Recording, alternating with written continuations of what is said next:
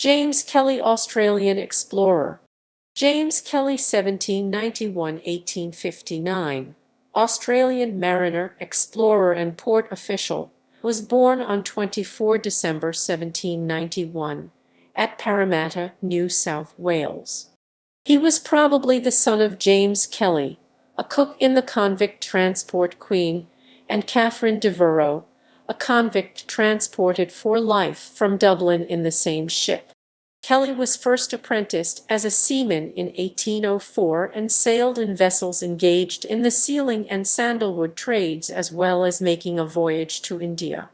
In 1812 he was chief officer of the full-rigged ship Campbell Macquarie on a sealing voyage when the ship was wrecked on Macquarie Island. He became the first Australian-born master mariner with voyages in the sealing industry and general trade between Hobart and Sydney. In 1814, he was master of the Henrietta Packet, a schooner owned by Thomas William Birch, carrying passengers and cargo between colonial ports. In December 1815, Kelly left Hobart in command of an expedition to circumnavigate Tasmania using the whaleboat Elizabeth. The party made the official discovery of Port Davey on the southwest coast, and on 28 December of Macquarie Harbour on the central west coast. Features within the harbour were named the Gordon River after the owner of the Elizabeth and Birch Inlet after Kelly's employer and sponsor T.W. Birch. Birch was granted a monopoly to exploit Huon pine on the west coast as a reward. Birch gave a differing account to the Commission of Inquiry into the state of the colony in 1820.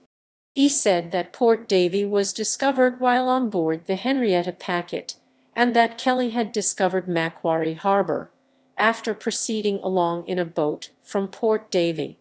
Kelly also gave evidence to the same commission, and did not mention any discoveries, or contradict the account of Birch. In November 1817, commanding Birch's Sophia, Kelly sailed on a sealing venture to New Zealand, and entered Otago Harbour. With him was William Tucker, who had settled in the area in 1815 and was returning. The harbour chief, Coracco, would not ferry across Maori from Wairakik, 2 miles north along the coast, where Tucker had established himself, and whose people now wished to receive their returning Paik as gifts. A few days later, when Kelly, Tucker, and 5 others went in a long boat to Wairakik, they were at first received peaceably but then attacked. Tucker, Vito Vile, and John Griffiths, Kelly's brother-in-law, were killed and eaten. Kelly returned to the Sophia still lying in the Otago harbour, and now distrusting Maori there attacked them, destroying canoes and burning the beautiful city of Otago, which he said had 600 houses. Wairakik became known as Murdering Beach.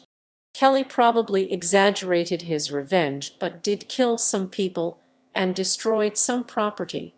Unknown to him, he had walked into a pre-existing feud, the precise cause of which only became known to historians with the discovery of a manuscript in 2003, which gave the long-missing Maori side of the story.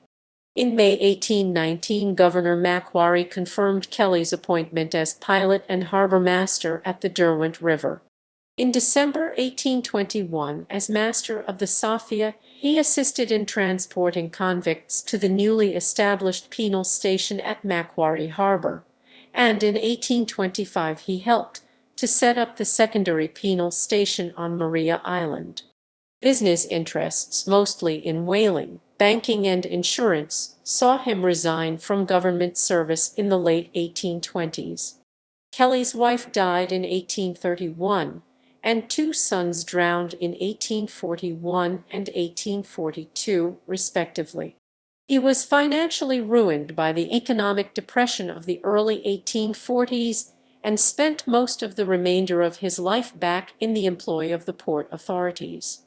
He died suddenly in Hobart on 20 April 1859, survived by only 3 of his 10 children. Kelly's name is perpetuated by a number of geographical features, including Kelly's Steps in Battery Point, Hobart, Kelly Basin at Macquarie Harbour, Kelly Island off Forestier Peninsula, and Kelly Point on Brunny Island, later renamed Dens Point. Microform. Kelly James, 1791–1859. First discovery of Port Davey and Macquarie Harbour, p. 160–181. Royal Society of Tasmania, Papers and Proceedings, 1920. Issued separately 24th December, 1920. Microfiche. Canberra, National Library of Australia, 2004. Attended in CGS from 2000 to 2007.